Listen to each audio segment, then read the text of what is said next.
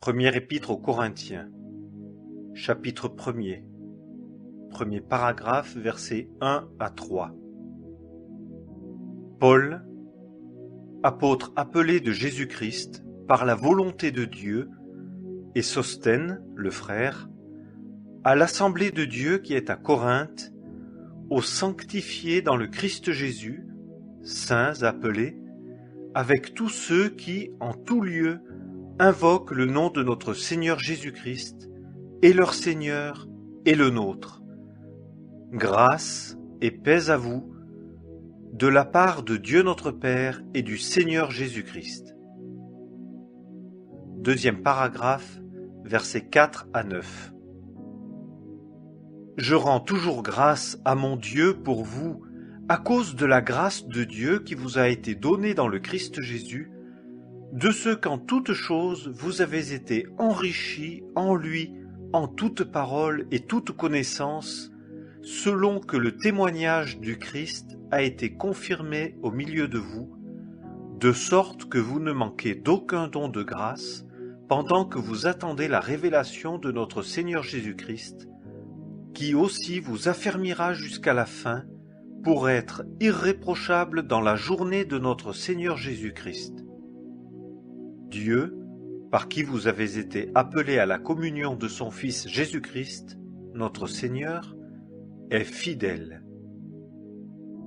Troisième paragraphe, versets 10 à 31. Or, je vous exhorte, frères, par le nom de notre Seigneur Jésus-Christ, à parler tous un même langage, et à ce qu'il n'y ait pas de division parmi vous, mais que vous soyez parfaitement unis dans un même sentiment et dans un même avis. Car, mes frères, il m'a été dit de vous, par ceux qui sont de chez Chloé, qu'il y a des dissensions parmi vous. Or, voici ce que je dis, c'est que chacun de vous dit « Moi, je suis de Paul, et moi d'Apollos, et moi de Céphas, et moi de Christ. » Le Christ est-il divisé? Paul a-t-il été crucifié pour vous? Ou avez-vous été baptisé pour le nom de Paul? Je rends grâce à Dieu de ce que je n'ai baptisé aucun de vous, sinon Crispus et Gaius, afin que personne ne dise que j'ai baptisé pour mon nom. J'ai bien aussi baptisé la maison de Stéphanas. Du reste, je ne sais pas si j'ai baptisé quelqu'un d'autre. Car Christ ne m'a pas envoyé baptiser, mais évangéliser, non point avec sagesse de parole, afin que la croix du Christ ne soit pas rendue vaine. Car la parole de la croix est folie pour ceux qui périssent. Mais à nous qui obtenons le salut, elle est la puissance de Dieu. Car il est écrit, « Je détruirai la sagesse des sages, et j'annulerai l'intelligence des intelligents. » Où est le sage? Où est le scribe? Où est le disputeur de ce siècle? Dieu n'a-t-il pas fait de la sagesse du monde une folie?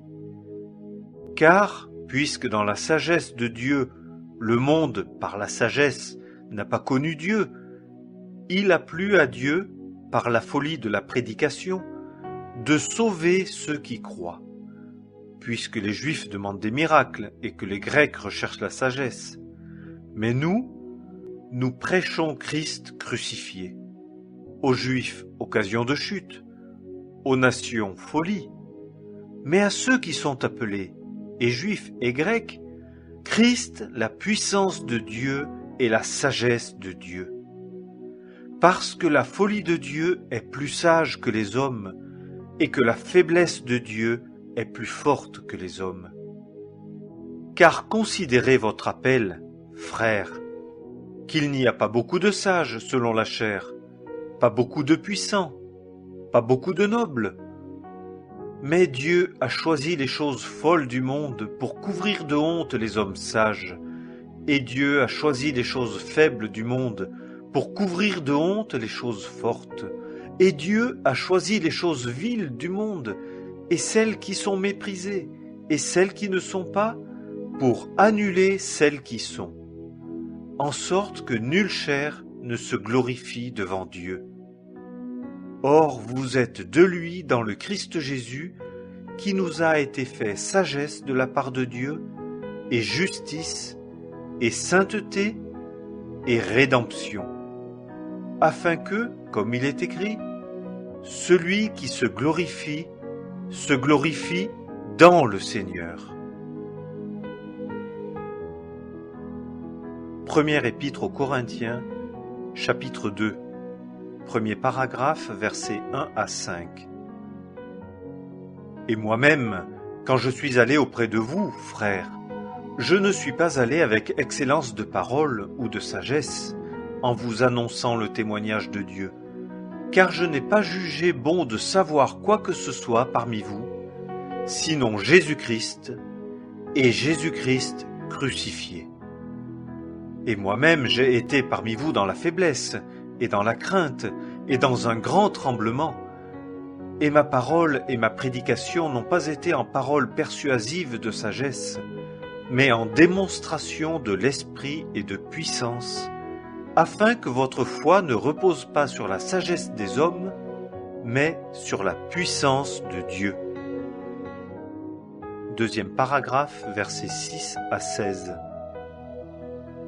Or, nous parlons sagesse parmi les parfaits, sagesse toutefois non pas de ce siècle, ni des chefs de ce siècle qui s'en vont, mais nous parlons la sagesse de Dieu en mystère, la sagesse cachée, laquelle Dieu avait préordonnée avant les siècles pour notre gloire, qu'aucun des chefs de ce siècle n'a connue, car s'ils l'eussent connu, ils n'eussent pas crucifié le Seigneur de gloire.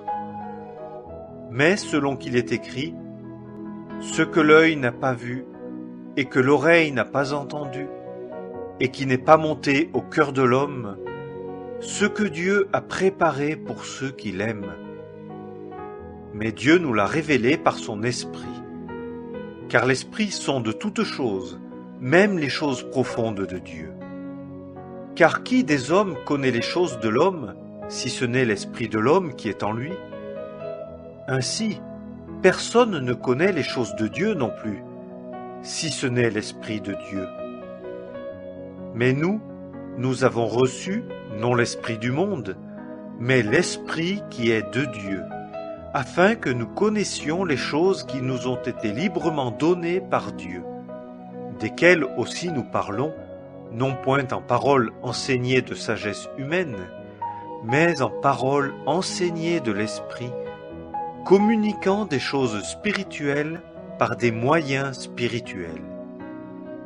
Or, l'homme animal ne reçoit pas les choses qui sont de l'Esprit de Dieu, car elles lui sont folie, et il ne peut les connaître, parce qu'elles se discernent spirituellement.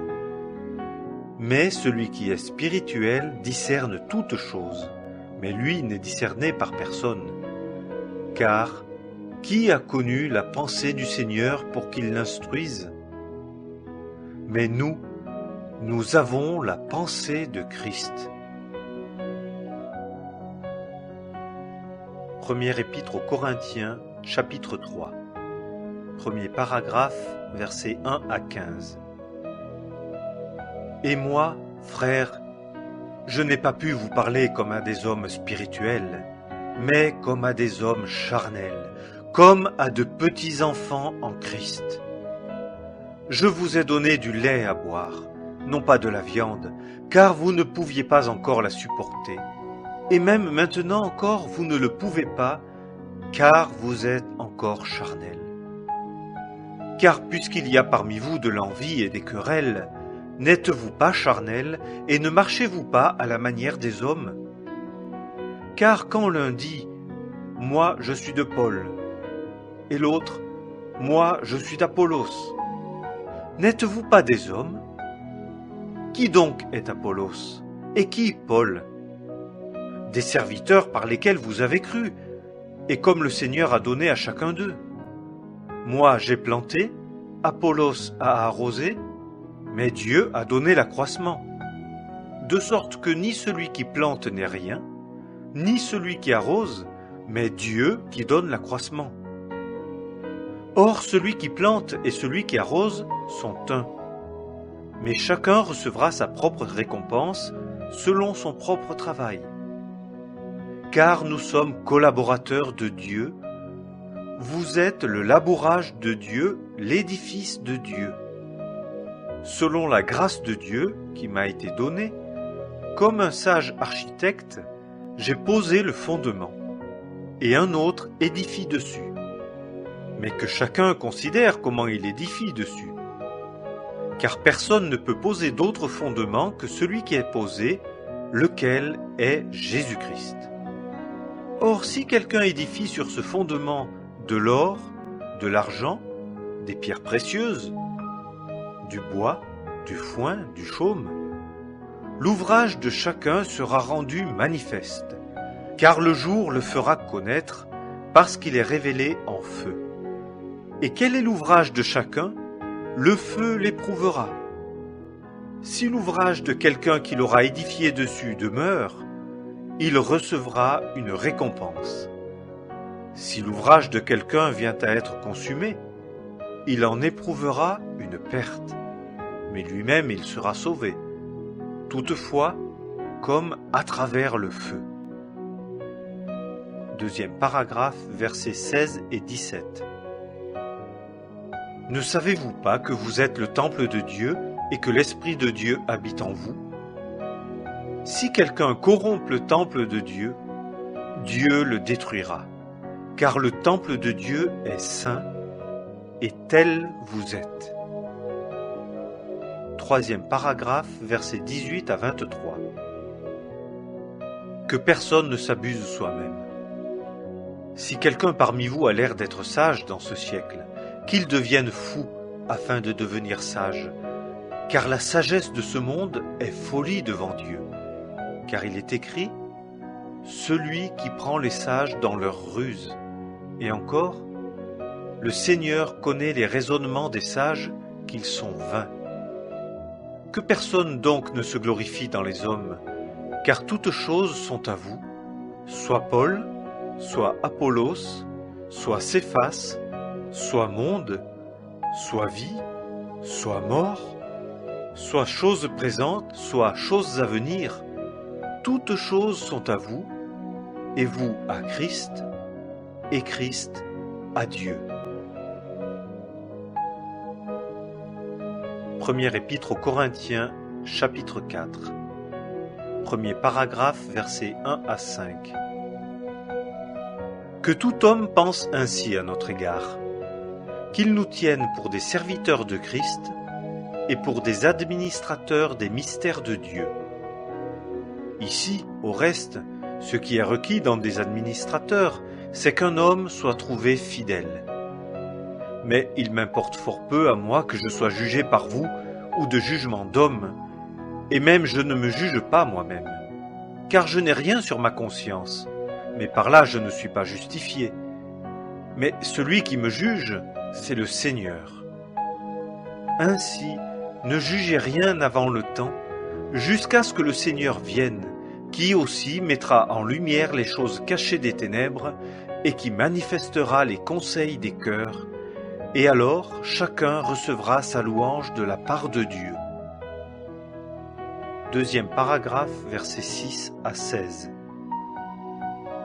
Or, frères, j'ai tourné ceci sur moi et sur Apollos à cause de vous, afin qu'en nous vous appreniez à ne pas élever vos pensées au-dessus de ce qui est écrit, afin que vous ne vous enfliez pas pour l'un contre un autre.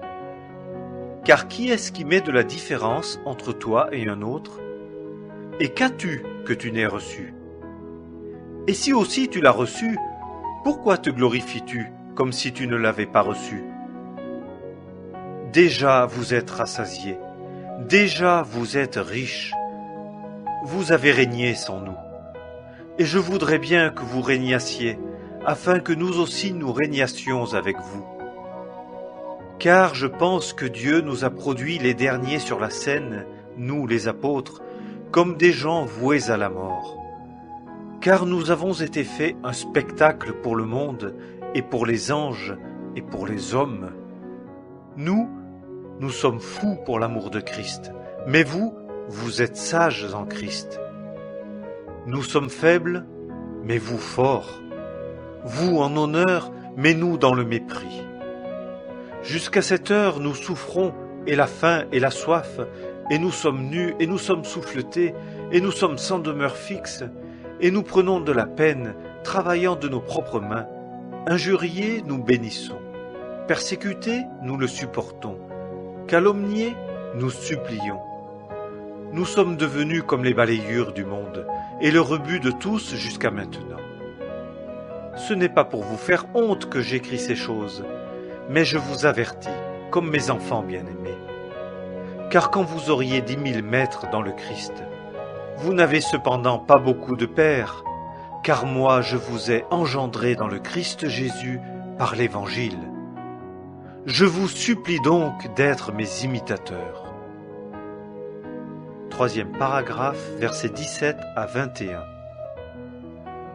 C'est pourquoi je vous ai envoyé Timothée, qui est mon enfant bien-aimé et qui est fidèle dans le Seigneur. Il vous fera souvenir de mes voies en Christ, selon que j'enseigne partout dans chaque assemblée. Or, quelques-uns se sont enflés d'orgueil, comme si je ne devais pas aller vers vous. Mais j'irai bientôt vers vous, si le Seigneur le veut. Et je connaîtrai, non la parole de ceux qui se sont enflés, mais la puissance. Car le royaume de Dieu n'est pas en parole, mais en puissance. Que voulez-vous? Que j'aille vers vous avec la verge, ou avec amour et un esprit de douceur? Première épître aux Corinthiens, chapitre 5. Premier paragraphe, versets 1 à 8. On entend dire partout qu'il y a de la fornication parmi vous, et une fornication telle qu'elle n'existe pas même parmi les nations, de sorte que quelqu'un aurait la femme de son père. Et vous êtes enflés d'orgueil, et vous n'avez pas plutôt mené deuil, afin que celui qui a commis cette action fût ôté du milieu de vous. Car pour moi, étant absent de corps, mais présent en esprit, j'ai déjà, comme présent, jugé, vous et mon esprit étant assemblés avec la puissance de notre Seigneur Jésus-Christ, de livrer au nom de notre Seigneur Jésus-Christ celui qui a ainsi commis cette action. J'ai jugé, dis-je, de livrer un tel homme à Satan pour la destruction de la chair, afin que l'esprit soit sauvé dans la journée du Seigneur Jésus. Votre vanterie n'est pas bonne. Ne savez-vous pas qu'un peu de levain fait lever la pâte tout entière? Ôtez le vieux levain, afin que vous soyez une nouvelle pâte, comme vous êtes sans levain. Car aussi notre Pâque, Christ, a été sacrifié. C'est pourquoi célébrons la fête, non avec du vieux levain, ni avec un levain de malice et de méchanceté, mais avec des pains sans levain, de sincérité et de vérité. Deuxième paragraphe, versets 9 à 13. Je vous ai écrit dans la lettre de ne pas avoir de commerce avec des fornicateurs, non pas absolument avec les fornicateurs de ce monde, ou les avares, et les ravisseurs, ou les idolâtres, puisqu'ainsi il faudrait que vous sortissiez du monde. Mais maintenant, je vous ai écrit que, si quelqu'un appelé frère est fornicateur, ou avare, ou idolâtre, ou outrageux, ou ivrogne, ou ravisseur, vous n'ayez pas de commerce avec lui, que vous ne mangiez pas même avec un tel homme. Car qu'ai-je à faire de juger ceux de dehors aussi? Vous, ne jugez-vous pas ceux qui sont de dedans? Mais ceux de dehors, Dieu les juge. Ôtez le méchant du milieu de vous-même. Première épître aux Corinthiens, chapitre 6. Premier paragraphe, versets 1 à 11. Quelqu'un de vous, lorsqu'il a une affaire avec un autre, ose-t-il entrer en procès devant les injustes et non devant les saints? Ne savez-vous pas que les saints jugeront le monde? Et si le monde est jugé par vous, êtes-vous indigne des plus petits jugements? Ne savez-vous pas que nous jugerons les anges, et nous ne jugerions pas les affaires de cette vie? Si donc vous avez des procès pour les affaires de cette vie, établissez ceux-là pour juges qui sont peu estimés dans l'assemblée. Je parle pour vous faire honte. Ainsi, il n'y a pas d'homme sage parmi vous, pas même un seul, qui soit capable de décider entre ses frères. Mais un frère entre en procès avec un frère, et cela devant les incrédules. C'est donc de toute manière déjà une faute en vous que vous ayez des procès entre vous. Pourquoi ne supportez-vous pas plutôt des injustices? Pourquoi ne vous laissez-vous pas plutôt faire tort? Mais vous, vous faites des injustices et vous faites tort, et cela à vos frères. Ne savez-vous pas que les injustes n'hériteront point du royaume de Dieu? Ne vous y trompez pas, ni fornicateurs, ni idolâtres, ni adultères, ni efféminés, ni ceux qui abusent d'eux-mêmes avec des hommes, ni voleurs, ni avares, ni ivrognes, ni outrageux, ni ravisseurs, n'hériteront du royaume de Dieu. Et quelques-uns de vous, vous étiez tels, mais vous avez été lavés, mais vous avez été sanctifiés, mais vous avez été justifiés au nom du Seigneur Jésus et par l'Esprit de notre Dieu. Deuxième paragraphe, versets 12 et 13. Toutes choses me sont permises, mais toutes choses ne sont pas avantageuses. Toutes choses me sont permises, mais je ne me laisserai, moi, asservir par aucune. Les viandes pour l'estomac et l'estomac pour les viandes, mais Dieu mettra à néant et celui-ci et celle-là. Troisième paragraphe, versets 13 à 20.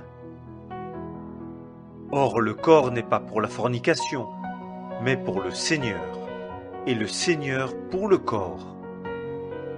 Mais Dieu a ressuscité le Seigneur, et il nous ressuscitera par sa puissance. Ne savez-vous pas que vos corps sont des membres de Christ? Prendrais-je donc les membres du Christ pour en faire les membres d'une prostituée? Qu'ainsi n'advienne. Ne savez-vous pas que celui qui est uni à une prostituée est un seul corps avec elle? Car les deux, dit-il, seront une seule chair. Mais celui qui est uni au Seigneur est un seul esprit avec lui. Fuyez la fornication. Quelque péché que l'homme commette, il est hors du corps, mais le fornicateur pêche contre son propre corps. Ne savez-vous pas que votre corps est le temple du Saint-Esprit qui est en vous et que vous avez de Dieu? Et vous n'êtes pas à vous-même, car vous avez été achetés à prix.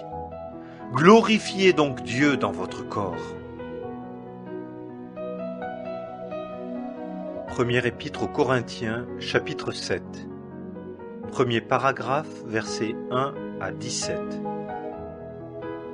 Or, pour ce qui est des choses au sujet desquelles vous m'avez écrit, il est bon à l'homme de ne pas toucher de femme, mais à cause de la fornication, que chacun ait sa propre femme, et que chaque femme ait son mari à elle.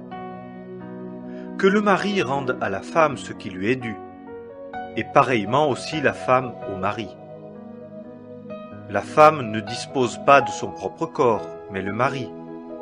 Et pareillement aussi le mari ne dispose pas de son propre corps, mais la femme. Ne vous privez pas l'un l'autre, à moins que ce ne soit d'un consentement mutuel, pour un temps, afin que vous vaquiez à la prière, et que vous vous trouviez de nouveau ensemble, afin que Satan ne vous tente pas à cause de votre incontinence. Or je dis ceci par indulgence, non comme commandement, mais je voudrais que tous les hommes fussent comme moi. Toutefois, chacun a son propre don de grâce de la part de Dieu, l'un d'une manière et l'autre d'une autre. Or je dis à ceux qui ne sont pas mariés et aux veuves qu'il leur est bon de demeurer comme moi. Mais s'ils ne savent pas garder la continence, qu'ils se marient, car il vaut mieux se marier que de brûler. Mais quant à ceux qui sont mariés, je leur enjoins, non pas moi, mais le Seigneur, que la femme ne soit pas séparée du mari. Et si elle est séparée, qu'elle demeure sans être mariée ou qu'elle se réconcilie avec son mari. Et que le mari n'abandonne pas sa femme. Mais quant aux autres, je dis, moi, non pas le Seigneur, si quelque frère a une femme incrédule et qu'elle veuille habiter avec lui, qu'il ne l'abandonne pas. Et si une femme a un mari incrédule et qu'il veuille habiter avec elle, qu'elle n'abandonne pas son mari. Car le mari incrédule est sanctifié par la femme, et la femme incrédule est sanctifiée par le frère, son mari. Puisqu'autrement vos enfants seraient impurs, mais maintenant ils sont saints. Mais si l'incrédule s'en va, qu'il s'en aille. Le frère ou la sœur ne sont pas asservis en pareil cas. Mais Dieu nous a appelés à marcher dans la paix. Car que sais-tu, femme, si tu ne sauveras pas ton mari? Ou que sais-tu, mari, si tu ne sauveras pas ta femme? Toutefois, que chacun marche comme le Seigneur le lui a départi, chacun comme Dieu l'a appelé. Et c'est ainsi que j'en ordonne dans toutes les assemblées. Deuxième paragraphe, versets 18 à 24. Quelqu'un a-t-il été appelé étant circoncis, qu'il ne redevienne pas incirconcis? Quelqu'un a-t-il été appelé étant dans l'incirconcision, qu'il ne soit pas circoncis? La circoncision n'est rien, et l'incirconcision n'est rien, mais l'observation des commandements de Dieu. Que chacun demeure dans la vocation dans laquelle il était quand il a été appelé. As-tu été appelé étant esclave? Ne t'en mets pas en peine. Toutefois, si tu peux devenir libre, use-en plutôt. Car l'esclave qui est appelé dans le Seigneur est l'affranchi du Seigneur. De même aussi, l'homme libre qui a été appelé est l'esclave de Christ. Vous avez été achetés à prix. Ne devenez pas esclaves des hommes. Frères, que chacun demeure auprès de Dieu dans l'état dans lequel il a été appelé. Troisième paragraphe, versets 25 à 40. Or, pour ce qui est de ceux qui sont vierges, je n'ai pas d'ordre du Seigneur, mais je donne mon opinion comme ayant reçu miséricorde du Seigneur pour être fidèle. J'estime donc que ceci est bon, à cause de la nécessité présente, qu'il est bon, dis-je, à l'homme d'être tel qu'il est. Es-tu lié à une femme? Ne cherche pas à en être séparé. N'es-tu pas lié à une femme? Ne cherche pas de femme. Toutefois, si même tu te maries, tu n'as pas péché. Et si la Vierge se marie, elle n'a pas péché. Mais ceux qui font ainsi auront de l'affliction pour ce qui regarde la chair. Mais moi, je vous épargne. Or, je dis ceci, frères, le temps est difficile. Au reste, c'est pour que ceux mêmes qui ont une femme soient comme n'en ayant pas, et ceux qui pleurent comme ne pleurant pas, et ceux qui se réjouissent comme ne se réjouissant pas, et ceux qui achètent comme ne possédant pas, et ceux qui usent du monde comme n'en usant pas à leur gré, car la figure de ce monde passe. Mais je voudrais que vous fussiez sans inquiétude.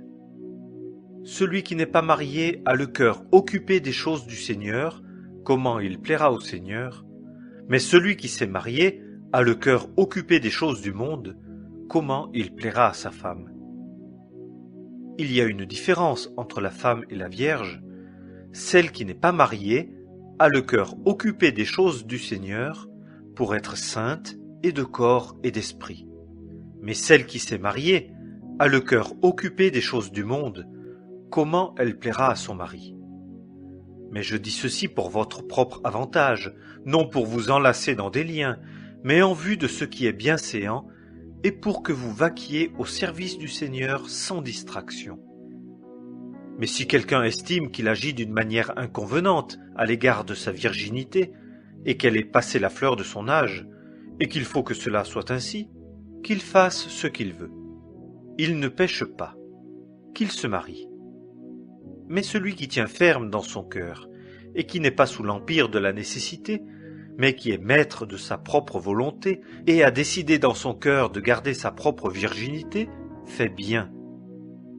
Ainsi, et celui qui se marie fait bien, et celui qui ne se marie pas fait mieux. La femme est liée pendant tout le temps que son mari est en vie, mais si le mari s'est endormi, elle est libre de se marier à qui elle veut, seulement dans le Seigneur. Mais elle est à mon avis plus heureuse si elle demeure ainsi. Or j'estime que moi aussi j'ai l'Esprit de Dieu. Première épître aux Corinthiens, chapitre 8. Pour ce qui est des choses sacrifiées aux idoles, nous savons, car nous avons tous de la connaissance enfle, mais l'amour édifie. Si quelqu'un pense savoir quelque chose, il ne connaît rien encore comme il faut connaître. Mais si quelqu'un aime Dieu, celui-là est connu de lui. Pour ce qui est donc de manger des choses sacrifiées aux idoles, nous savons qu'une idole n'est rien dans le monde, et qu'il n'y a point d'autre Dieu qu'un seul. Car aussi, s'il y en a qui sont appelés dieux, soit dans le ciel, soit sur la terre, comme il y a beaucoup de dieux et beaucoup de seigneurs, toutefois, pour nous, il y a un seul Dieu, le Père, duquel sont toutes choses, et nous pour lui, et un seul Seigneur, Jésus-Christ, par lequel sont toutes choses, et nous par lui. Toutefois, la connaissance n'est pas en tous, mais quelques-uns, ayant jusqu'à maintenant conscience de l'idole, mangent des choses comme sacrifiées aux idoles, et leur conscience étant faible en est souillée. Or la viande ne nous recommande pas à Dieu. Si nous ne mangeons pas, nous n'avons pas moins, et si nous mangeons, nous n'avons rien de plus. Mais prenez garde que cette liberté que vous avez ne devienne une pierre d'achoppement pour les faibles. Car si quelqu'un te voit, toi qui as de la connaissance, assis à table dans un temple d'idoles, sa conscience à lui qui est faible ne sera-t-elle pas enhardie à manger les choses sacrifiées à l'idole? Et celui qui est faible, le frère pour lequel Christ est mort, périra par ta connaissance. Or, en péchant ainsi contre les frères et en blessant leur conscience qui est faible, vous péchez contre Christ. C'est pourquoi, si la viande est une occasion de chute pour mon frère, je ne mangerai pas de chair à jamais pour ne pas être une occasion de chute pour mon frère.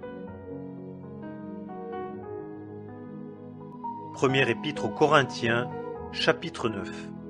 Premier paragraphe, versets 1 à 23. Ne suis-je pas libre? Ne suis-je pas apôtre? N'ai-je pas vu Jésus notre Seigneur? N'êtes-vous pas, vous, mon ouvrage dans le Seigneur? Si je ne suis pas apôtre pour d'autres, je le suis pour vous du moins, car vous êtes le sceau de mon apostolat dans le Seigneur. C'est ici ma défense auprès de ceux qui m'interrogent. N'avons-nous pas le droit de manger et de boire? N'avons-nous pas le droit de mener avec nous une sœur comme femme, comme font aussi les autres apôtres et les frères du Seigneur, et Céphas? N'y a-t-il que moi et Barnabas qui n'ayons pas le droit de ne pas travailler? Qui jamais va à la guerre à ses propres dépens? Qui plante une vigne et n'en mange pas le fruit? Ou qui paie un troupeau et ne mange pas du lait du troupeau? Est-ce que je dis ces choses selon l'homme? Ou la loi aussi ne dit-elle pas ces choses?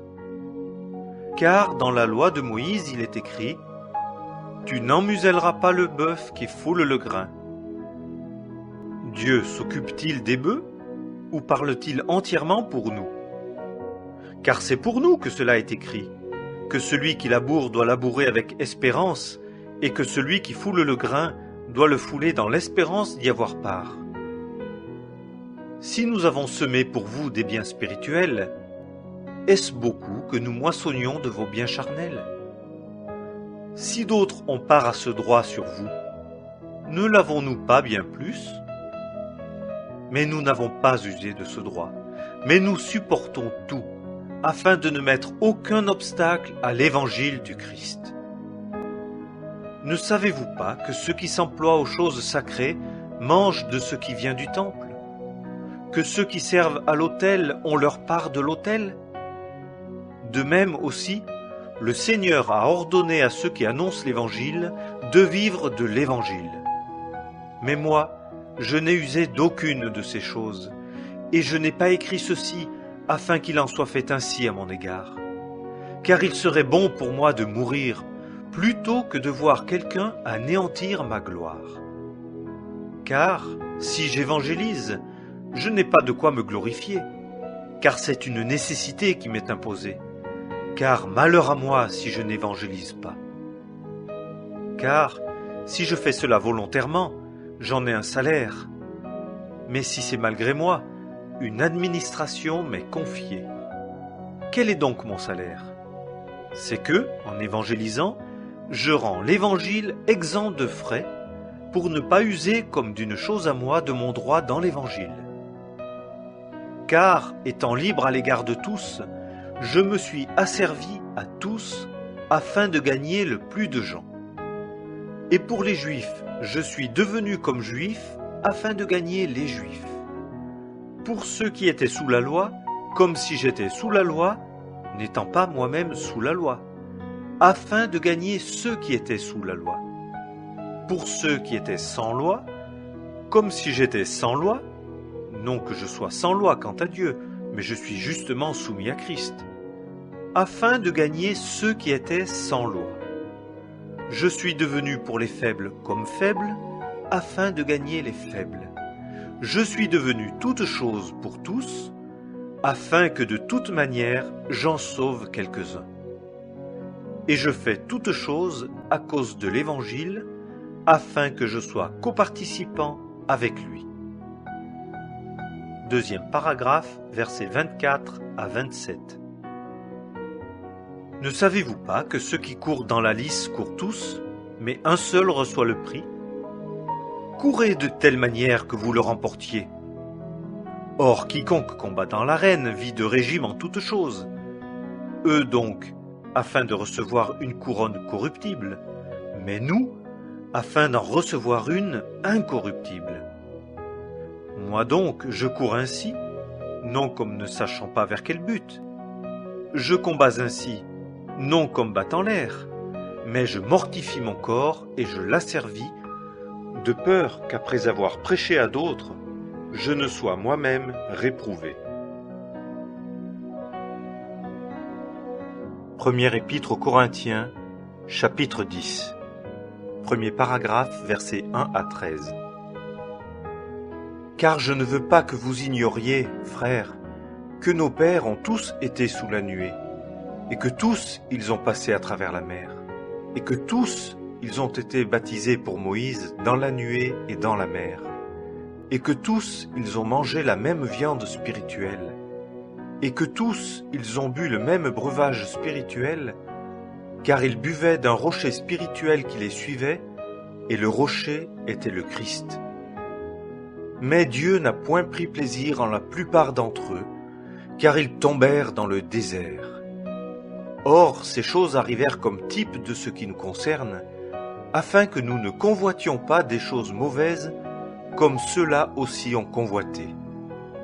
Ne soyez pas non plus idolâtres, comme quelques-uns d'eux, ainsi qu'il est écrit, « Le peuple s'assit pour manger et pour boire, et ils se levèrent pour jouer. » Ne commettons pas non plus la fornication, comme quelques-uns d'eux ont commis la fornication, et il en est tombé en un seul jour 23 000. Ne tentons pas non plus le Christ, comme quelques-uns d'eux l'ont tenté et ont péri par les serpents. Ne murmurez pas non plus, comme quelques-uns d'eux ont murmuré et ont péri par le destructeur. Or, toutes ces choses leur arrivèrent comme type, et elles ont été écrites pour nous servir d'avertissement, à nous que les fins des siècles ont atteint. Ainsi, que celui qui croit être debout prenne garde qu'il ne tombe. Aucune tentation ne vous est survenue qui n'ait été une tentation humaine. Et Dieu est fidèle, qui ne permettra pas que vous soyez tentés au-delà de ce que vous pouvez supporter. Mais avec la tentation, il fera aussi l'issue, afin que vous puissiez la supporter. Deuxième paragraphe, versets 14 à 22. C'est pourquoi, mes bien-aimés, fuyez l'idolâtrie. Je parle comme à des personnes intelligentes. Jugez vous-même de ce que je dis. La coupe de bénédiction que nous bénissons, n'est-elle pas la communion du sang du Christ? Le pain que nous rompons, n'est-il pas la communion du corps du Christ? Car nous qui sommes plusieurs, sommes un seul pain, un seul corps, car nous participons tous à un seul et même pain. Considérez l'Israël selon la chair.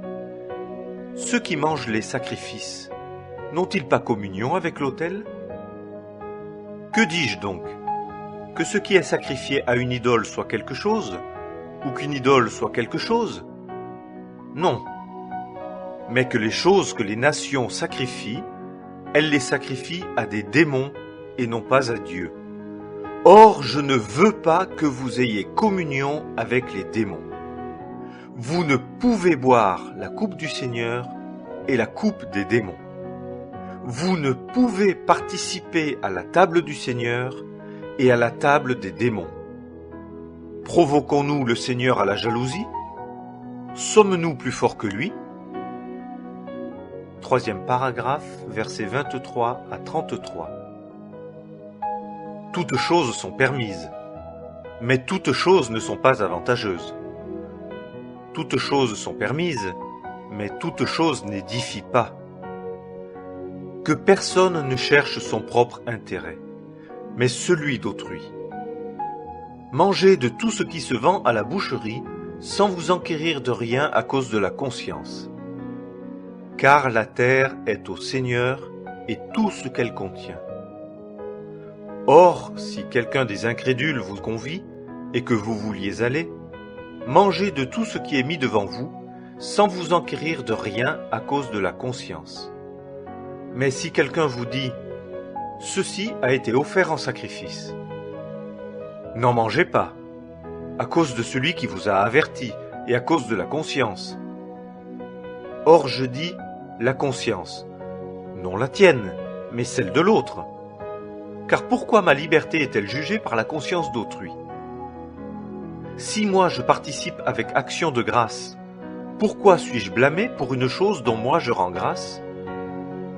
Soit donc que vous mangiez, soit que vous buviez, ou quoi que vous fassiez, faites tout pour la gloire de Dieu. Ne devenez une cause d'achoppement ni aux Juifs, ni aux Grecs, ni à l'Assemblée de Dieu. Comme moi aussi, je complais à tous en toutes choses, ne cherchant pas mon avantage propre, mais celui du grand nombre, afin qu'ils soient sauvés.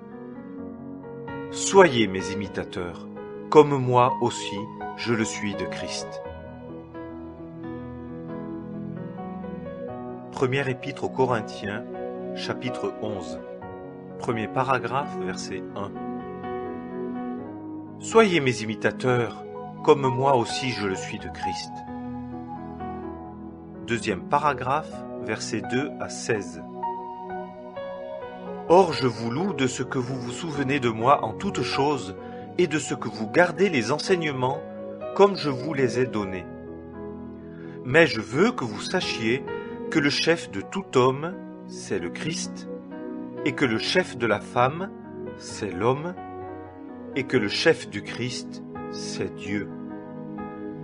Tout homme qui prie ou qui prophétise en ayant quelque chose sur la tête, déshonore sa tête. Et toute femme qui prie ou qui prophétise, la tête découverte, déshonore sa tête. Car c'est la même chose qu'une femme qui serait rasée.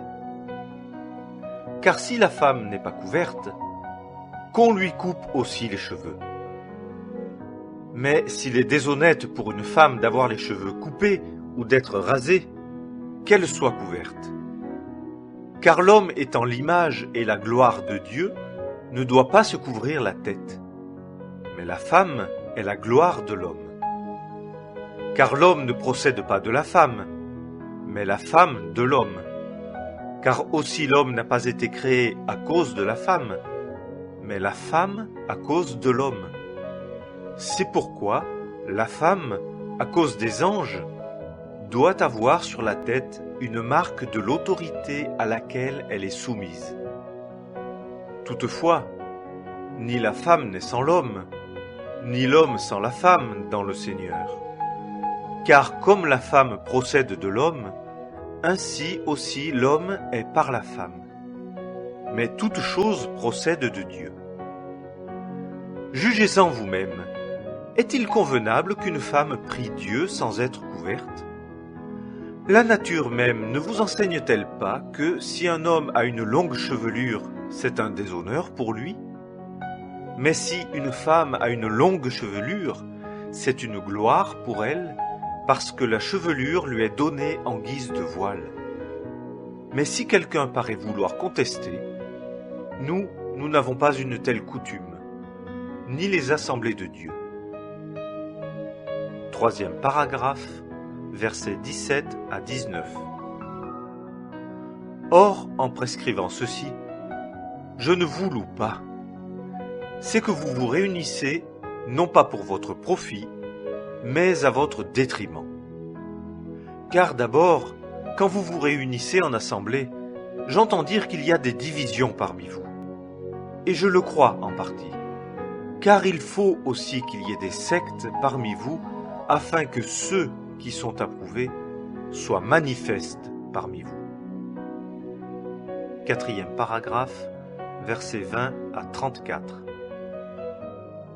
Quand donc vous vous réunissez ensemble, ce n'est pas manger la scène dominicale. Car lorsqu'on mange, chacun prend par avance son propre souper, et l'un a faim, et l'autre s'enivre. N'avez-vous donc pas des maisons pour manger et pour boire? Ou méprisez-vous l'assemblée de Dieu, et faites-vous honte à ceux qui n'ont rien? Que vous dirai-je? Vous louerai-je? En cela je ne vous loue pas. Car moi j'ai reçu du Seigneur ce qu'aussi je vous ai enseigné. C'est que le Seigneur Jésus, la nuit qu'il fut livré, prit du pain, et après avoir rendu grâce, il le rompit et dit : « Ceci est mon corps qui est pour vous.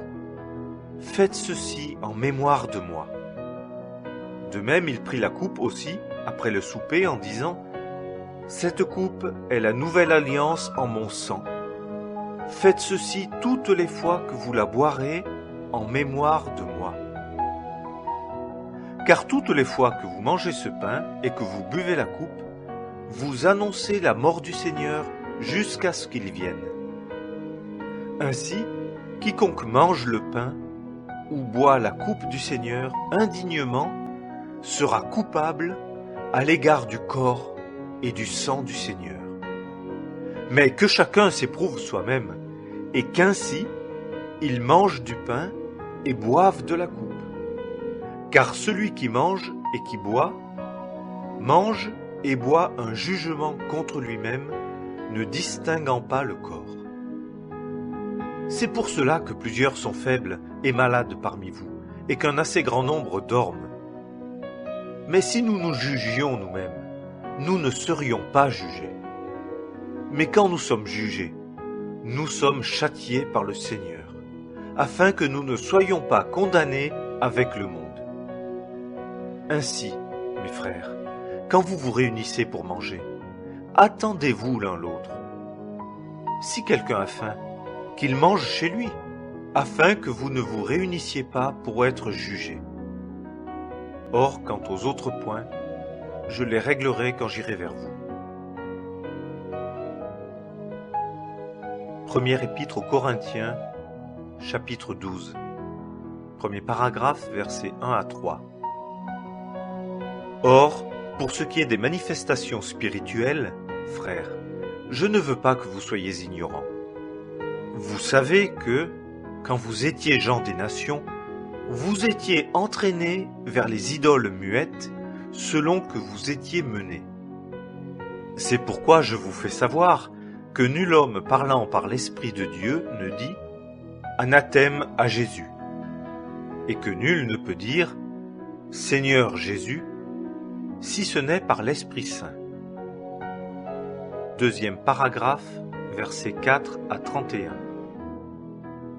Or, il y a diversité de dons de grâce, mais le même Esprit.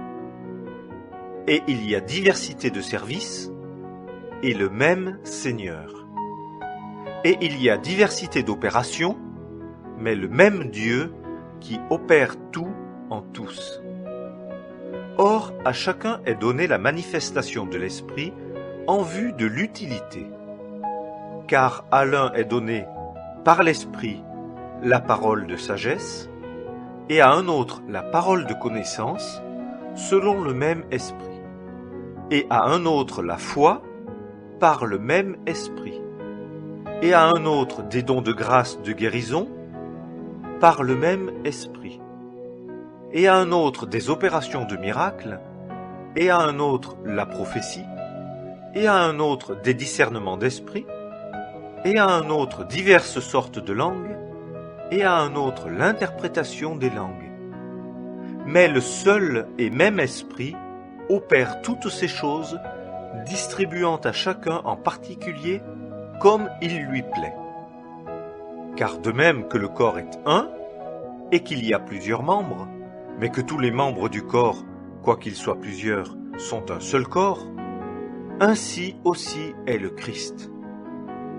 Car aussi nous avons tous été baptisés d'un seul esprit pour être un seul corps, soit juif, soit grec, soit esclave, soit homme libre, et nous avons tous été abreuvés pour l'unité d'un seul esprit. Car aussi le corps n'est pas un seul membre, mais plusieurs.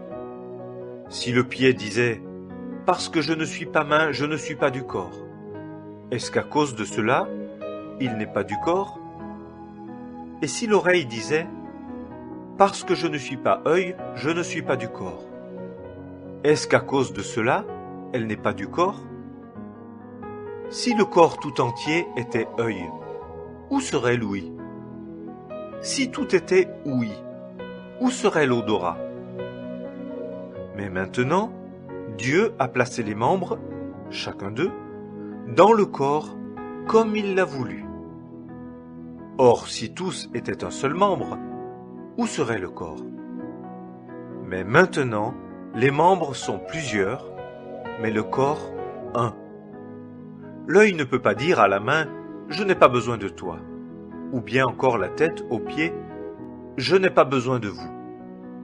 Mais bien plutôt les membres du corps qui paraissent être les plus faibles sont nécessaires. Et les membres du corps que nous estimons être les moins honorables, nous les environnons d'un honneur plus grand. Et nos membres qui ne sont pas décents sont les plus parés, tandis que nos membres décents n'en ont pas besoin. Mais Dieu a composé le corps en donnant un plus grand honneur à ceux qui en manquaient, afin qu'il n'y ait point de division dans le corps, mais que les membres aient un égal soin les uns des autres. Et si un membre souffre, tous les membres souffrent avec lui. Si un membre est glorifié, tous les membres se réjouissent avec lui. Or vous êtes le corps de Christ, et ses membres, chacun en particulier. Et Dieu a placé les uns dans l'assemblée, d'abord des apôtres, en second lieu des prophètes, en troisième lieu des docteurs, ensuite des miracles, puis des dons de grâce de guérison, des aides, des gouvernements, diverses sortes de langues. Tous sont-ils apôtres? Tous sont-ils prophètes? Tous sont-ils docteurs? Tous font-ils des miracles? Tous ont-ils des dons de grâce de guérison? Tous parlent-ils en langue? Tous interprètent-ils? Or, désirez avec ardeur les dons de grâce plus grands. Et je vous montre encore un chemin bien plus excellent. Première épître aux Corinthiens, chapitre 13. Si je parle dans les langues des hommes et des anges, mais que je n'ai pas l'amour, je suis comme un airain qui résonne ou comme une cymbale retentissante. Et si j'ai la prophétie et que je connaisse tous les mystères et toute connaissance, et que j'ai toute la foi de manière à transporter des montagnes, mais que je n'ai pas l'amour, je ne suis rien. Et quand je distribuerai en aliment tous mes biens, et que je livrerai mon corps afin que je fusse brûlé, mais que je n'ai pas l'amour, cela ne me profite de rien. L'amour use de longanimité. Il est plein de bonté. L'amour n'est pas envieux. L'amour ne se vante pas. Il ne s'enfle pas d'orgueil. Il n'agit pas avec inconvenance. Il ne cherche pas son propre intérêt. Il ne s'irrite pas. Il n'impute pas le mal.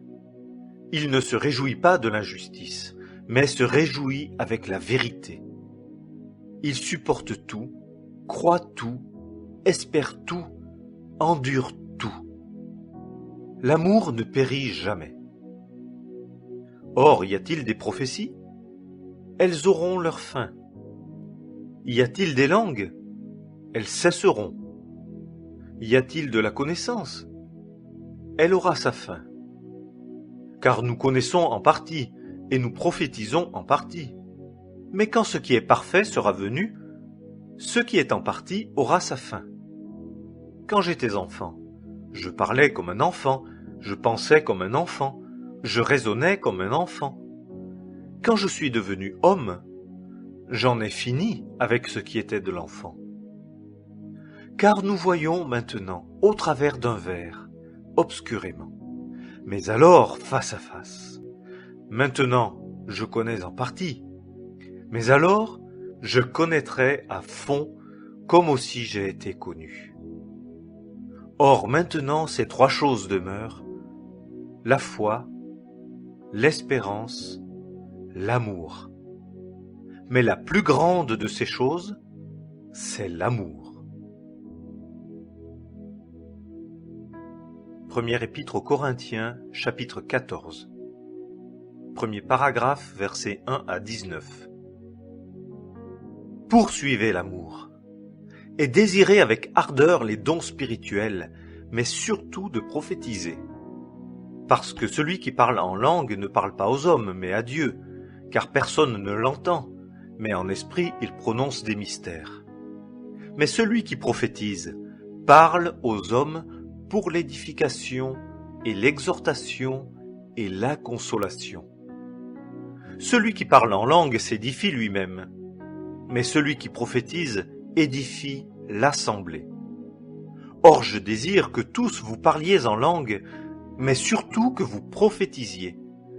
Mais celui qui prophétise est plus grand que celui qui parle en langue, à moins qu'il n'interprète, afin que l'assemblée reçoive de l'édification.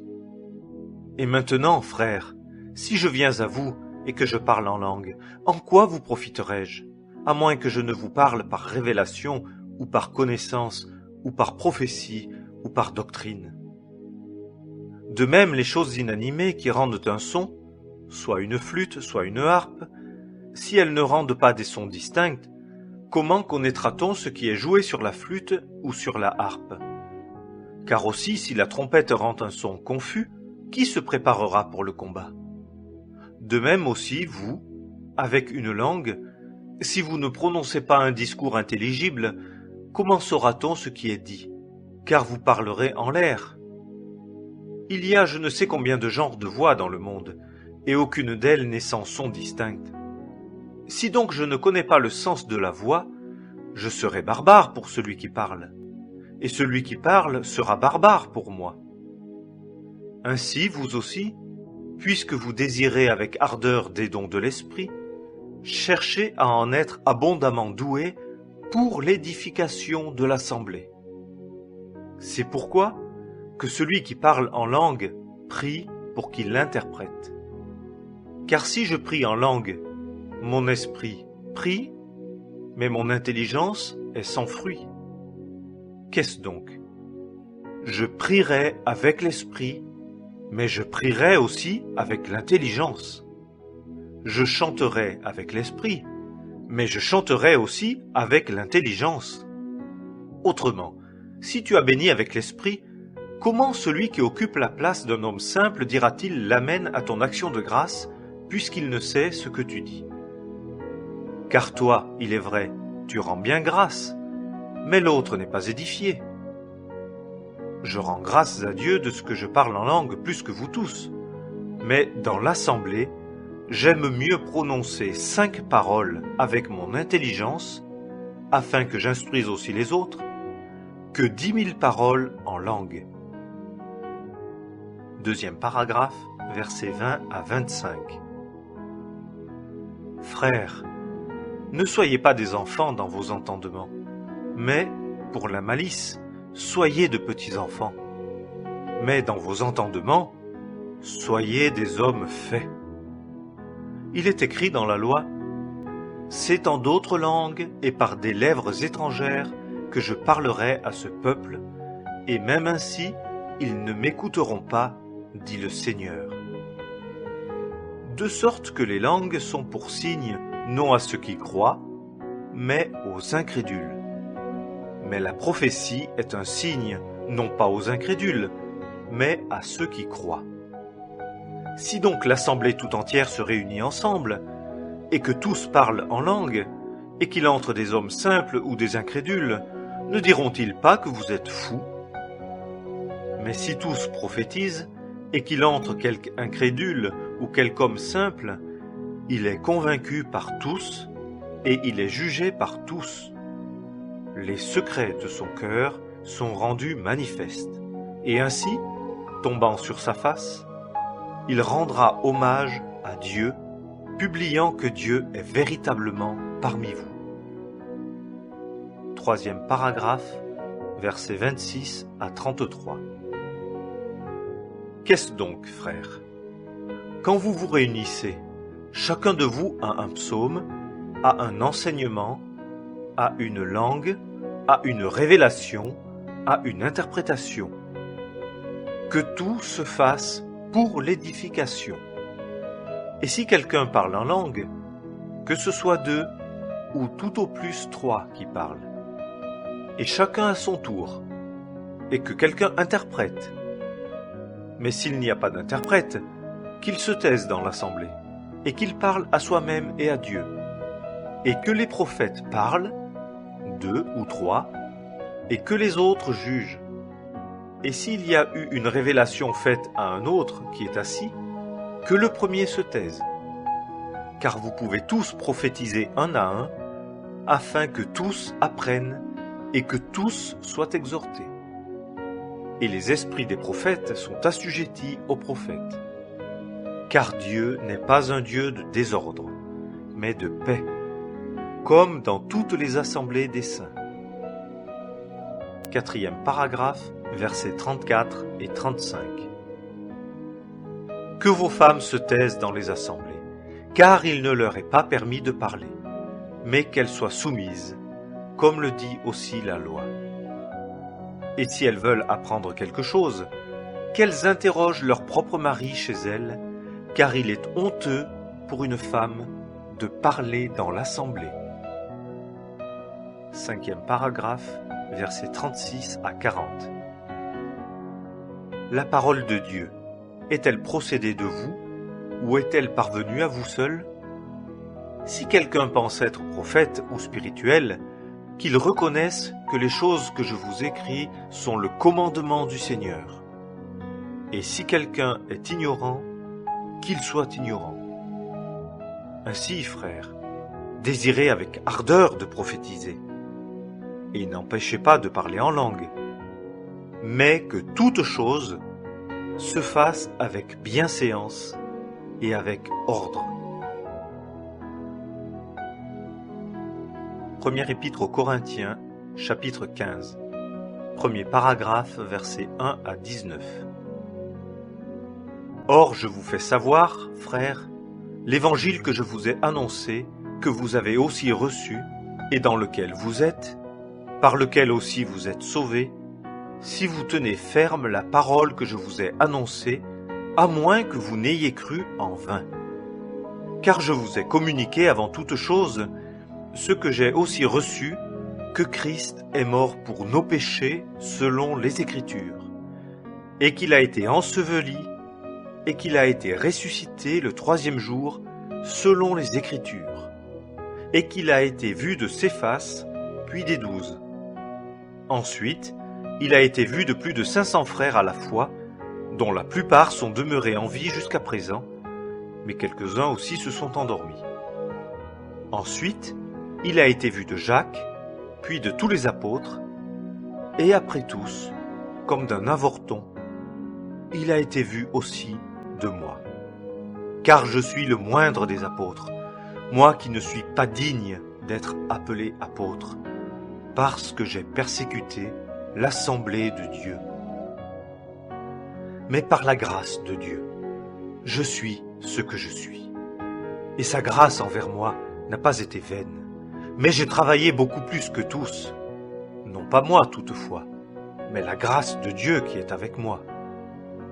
Soit donc moi, soit eux, nous prêchons ainsi, et vous avez cru ainsi. Or si Christ est prêché, qu'il a été ressuscité d'entre les morts, comment disent quelques-uns parmi vous qu'il n'y a pas de résurrection de mort? Mais s'il n'y a pas de résurrection de mort, Christ n'a pas été ressuscité non plus. Et si Christ n'a pas été ressuscité, notre prédication donc est vaine aussi, et votre foi aussi est vaine, et même nous sommes trouvés de faux témoins de Dieu, car nous avons rendu témoignage à l'égard de Dieu qu'il a ressuscité Christ, lequel il n'a pas ressuscité si réellement les morts ne ressuscitent pas. Car si les morts ne ressuscitent pas, Christ n'a pas été ressuscité non plus. Et si Christ n'a pas été ressuscité, votre foi est vaine. Vous êtes encore dans vos péchés. Ceux donc aussi qui se sont endormis en Christ ont péri. Si, pour cette vie seulement, nous avons espérance en Christ, nous sommes plus misérables que tous les hommes. Deuxième paragraphe, versets 20 à 28. Mais maintenant, Christ a été ressuscité d'entre les morts, prémisse de ceux qui sont endormis. Car puisque la mort est par l'homme, c'est par l'homme aussi qu'est la résurrection des morts. Car comme dans l'Adam tous meurent, de même aussi, dans le Christ, tous seront rendus vivants, mais chacun dans son propre rang. Les prémices, Christ, puis ceux qui sont du Christ à sa venue, ensuite la fin, quand il aura remis le royaume à Dieu le Père, quand il aura aboli toute principauté et toute autorité et toute puissance. Car il faut qu'il règne, jusqu'à ce qu'il ait mis tous les ennemis sous ses pieds. Le dernier ennemi qui sera aboli, c'est la mort. Car il a assujetti toutes choses sous ses pieds. Or, quand il dit que toutes choses sont assujetties, il est évident que c'est à l'exclusion de celui qui lui a assujetti toutes choses. Mais quand toutes choses lui auront été assujetties, alors le Fils aussi lui-même sera assujetti à celui qui lui a assujetti toutes choses, afin que Dieu soit tout en tous. Troisième paragraphe, versets 29 à 34. Autrement, que feront ceux qui sont baptisés pour les morts si les morts ne ressuscitent absolument pas? Pourquoi aussi sont-ils baptisés pour eux? Pourquoi aussi nous bravons-nous le péril à toute heure? Par votre confiance que j'ai dans le Christ Jésus, notre Seigneur, je meurs chaque jour. Si, pour parler à la manière des hommes, j'ai combattu contre les bêtes à Éphèse, Quel profit en ai-je si les morts ne ressuscitent pas? Mangeons et buvons, car demain nous mourrons. Ne soyez pas séduits. Les mauvaises compagnies corrompent les bonnes mœurs.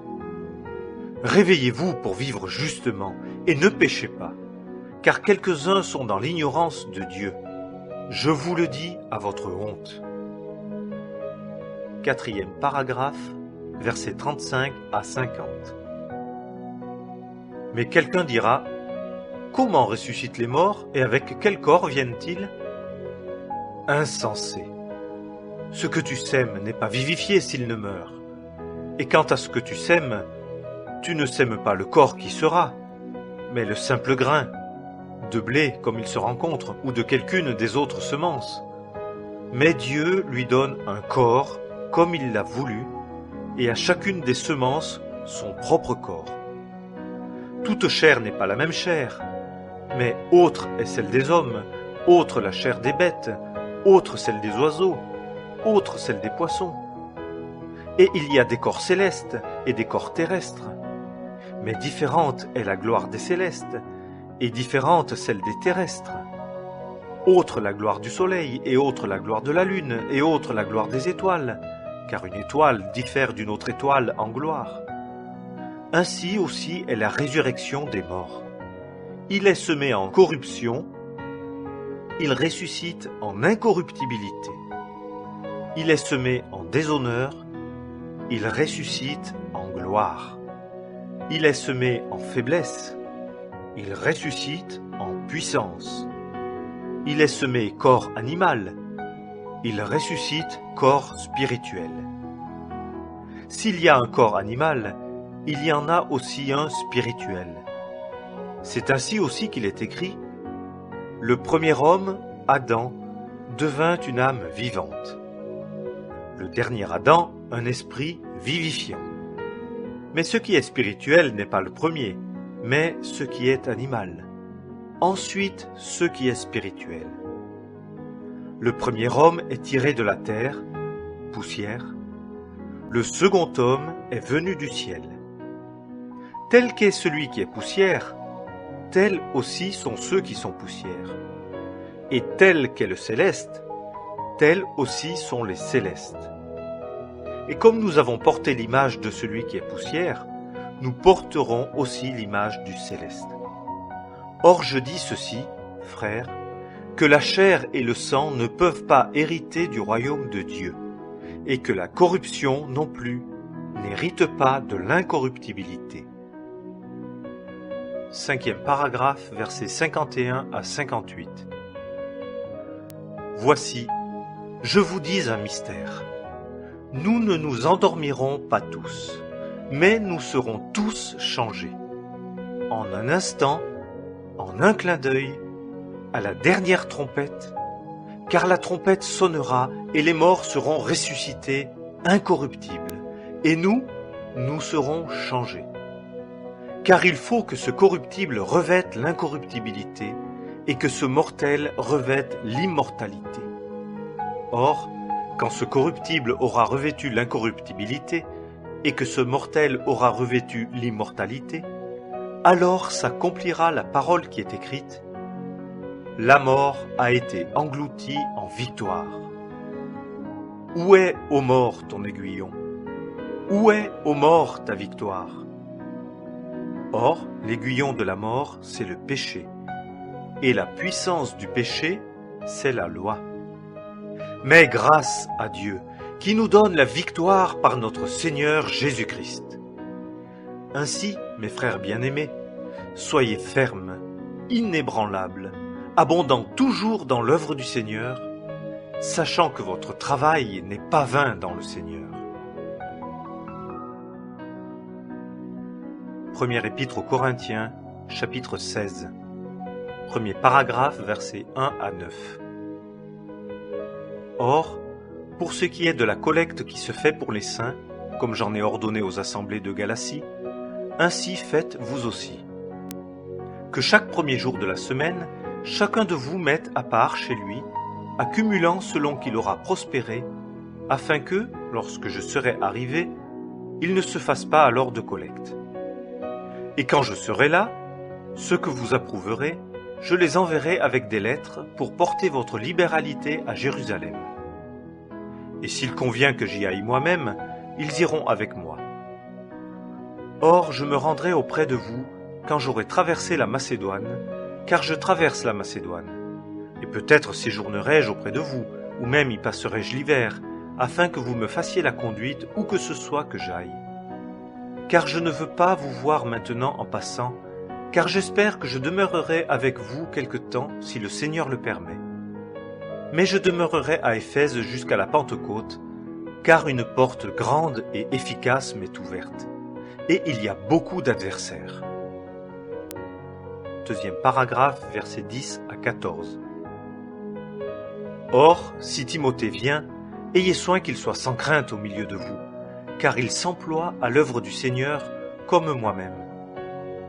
Que personne donc ne le méprise, mais faites-lui la conduite en paix, afin qu'il vienne vers moi, car je l'attends avec les frères.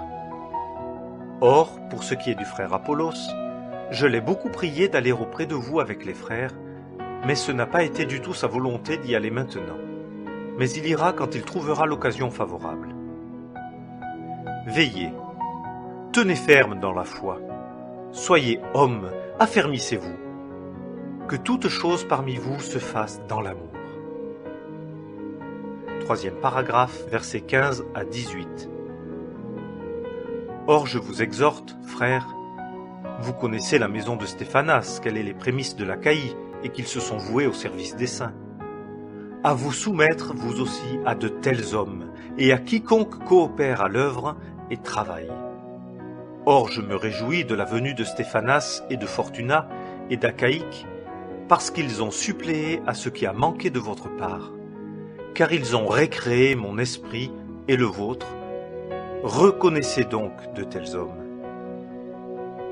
Quatrième paragraphe, versets 19 à 24. Les assemblées de l'Asie vous saluent. Aquilas et Priscilla, avec l'assemblée qui se réunit dans leur maison, vous saluent affectueusement dans le Seigneur. Tous les frères vous saluent. Saluez-vous les uns les autres par un saint baiser. La salutation de la propre main de moi, Paul. Si quelqu'un n'aime pas le Seigneur Jésus-Christ, qu'il soit anathème. Maranatha. Que la grâce du Seigneur Jésus-Christ soit avec vous. Mon amour est avec vous tous dans le Christ Jésus. Amen.